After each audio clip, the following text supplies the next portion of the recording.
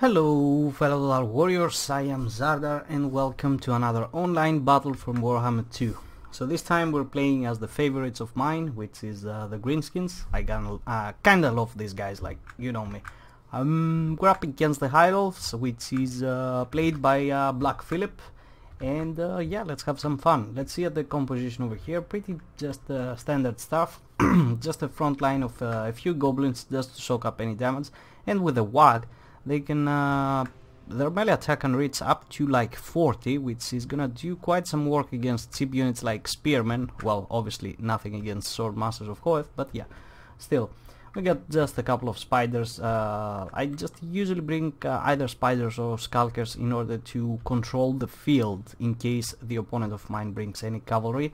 I use the skulkers to with a smoke screen bomb to slow them down so I can kill them off, or the spiders to just present them enough mass so they can't get through. I can turn around my archers and start shooting them, stuff like that. A front line of black orcs, as you can see here, 3 of them, and 3 units of savage orc archer boys, which I think are the best choice because they have the highest armor piercing damage, which is 6. Well, it's not a lot, but trust me, it makes a difference. And well, if they're actually being harassed, they can fight off any enemy. Like, well, dragon princes for example, they can't fight them off, but cheap Illyrian rivers or even perhaps a few silver helms, they can just do some work on them. So we also got an Arachnarok spider over here. I wasn't in the mood of bringing the Arachnarok queen, and yeah, this thing is not gonna go down easily. It's got 150 armor, and unless the opponent having some Sisters of Avalon, it really can't do anything to hurt it, unless Tyrion fights it on 1v1, but it's not easily possible because I'm just gonna run away. We also got Wurzag on a pig. I don't remember the name of his pig. Oh, actually it's an orc war boss. Oh, I thought I brought Wurzag. Yeah, whatever. Alongside the goblin big boss, and we also got a night goblin summon over here with vindictive glare and itchy nuisance, and alongside the jet of wand and the madcap mushrooms. I think I'm done for the army, for my army, and 2 goblin wolf rider boys in the back. So for Black Phillip over here, he went for a Lithanar. This was just a test matchup. He asked me if he could try something against the Greenskins. On the first battle he actually won. We played again High Elves against Greenskins, but I told him that I didn't go with Queen and really hard on Black Orcs and stuff like that, so I changed the setup so he can adjust the build.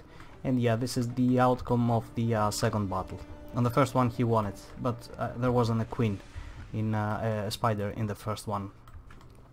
So Black Phillip has a Moon Dragon over here. He's got a Lithanar. He's probably just trying to snipe out the Lord, which is quite a wise choice against the Greenskins, because if these guys lose leadership, then it's all over. We got 2 spears on the flanks. They're not gonna do that well against the Black Orcs, but hopefully the Sword Masters of Hoeth, these 3 units over here, will be able to do some work. We got 4 units of Lothern Sigurds in the back with shields, and a Mage of Light for Birona's Time Warp, fast protection, and that spell book that increases power reserves. So let's get on with it. Lithanar is gonna get in the front and just start immediately to shoot the orc warboss, and as you can see, just with a few hits he puts his hit points down to 80%, almost 90. Another hit. I was trying to avoid this one, I think, so I was just strafing and doing crazy stuff like that. The tide of the Greenskins keeps going in. Who shot that shot? Who fired that shot? It was a Lithanar. It ripped apart a few cheap poor goblins, as you saw. Oh, there comes another one. The dragon is waiting at the moment. The Black Orcs are moving in behind the goblins, and I think I've already given the order for my guys in the back to engage. Here comes the WAG, and these goblins are gonna engage with the Sword Masters of Hoeth, absorbing that charge bonus, which is quite a nice bit. And now the Black Orcs are gonna get in. Fortunately here they're gonna be the ones getting the charge on the Sword Masters of Hoeth. The spider is gonna also try to come in. I think he's gonna try to get a breath on my Black Orcs over here, if I'm correct, which is always a nice choice. But I think he hit probably half of his men and half of my men as well. Like it was a give or take situation on both sides. The Arachnid Queen just gonna harass some Swordmasters. The Goblin Wolf Riders along with the Spiders harassing the archers as well. The Dragon is gonna drop here, try to go after the Queen, but we're just gonna get the hell away from there, and the archers are gonna start opening fire on the Dragon.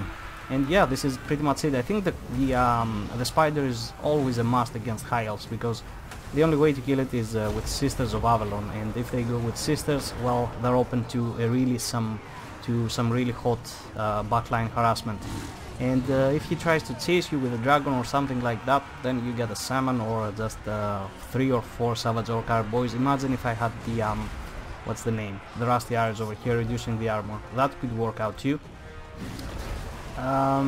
So yeah, just look all these arrows, those all little arrows doing some work on this dragon.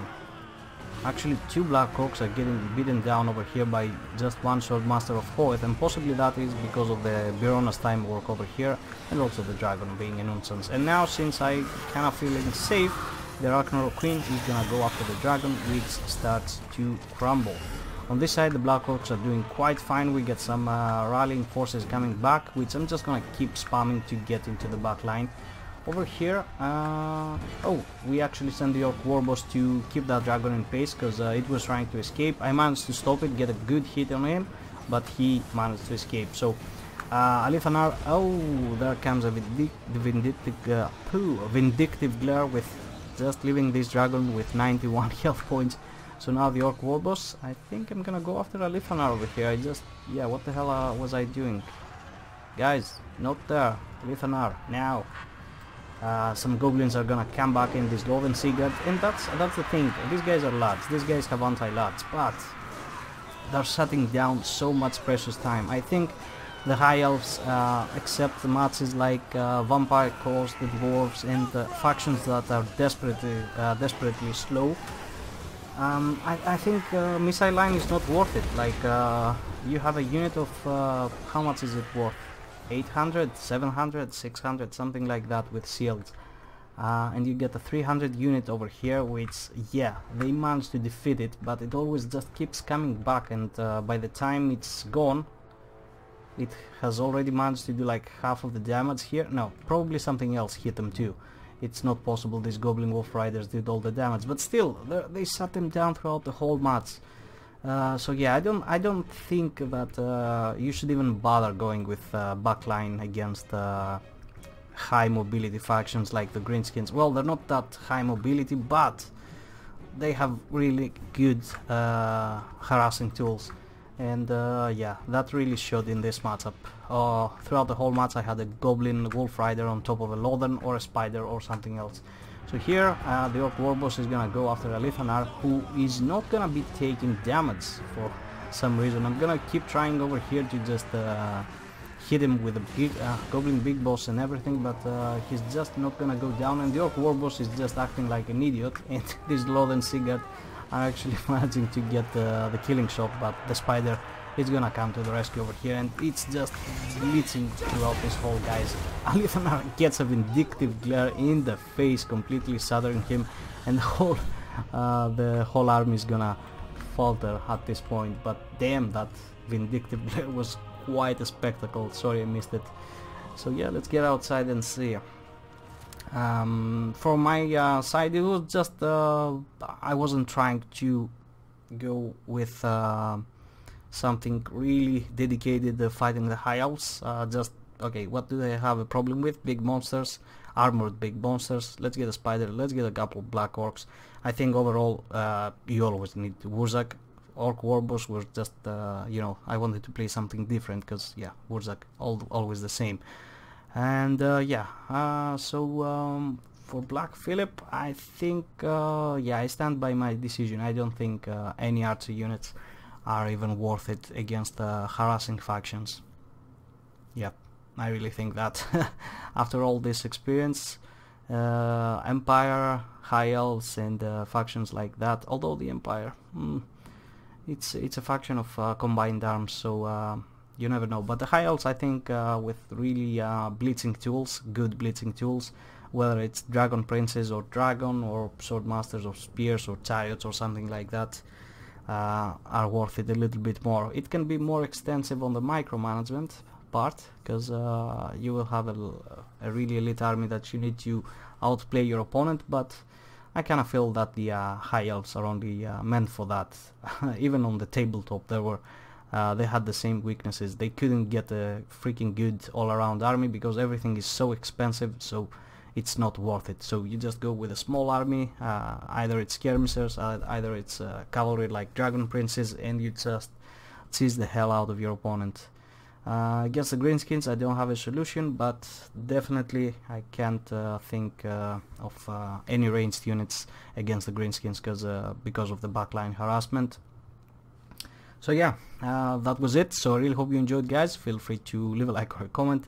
Sorry, I'm just laughing because I still remember Alithanar being blown out by a vindictive glare. Yeah, I really hope you enjoyed. Feel free to leave a like or a comment. Feel free to subscribe if you're not, and I'm gonna be seeing you next time. Bye bye.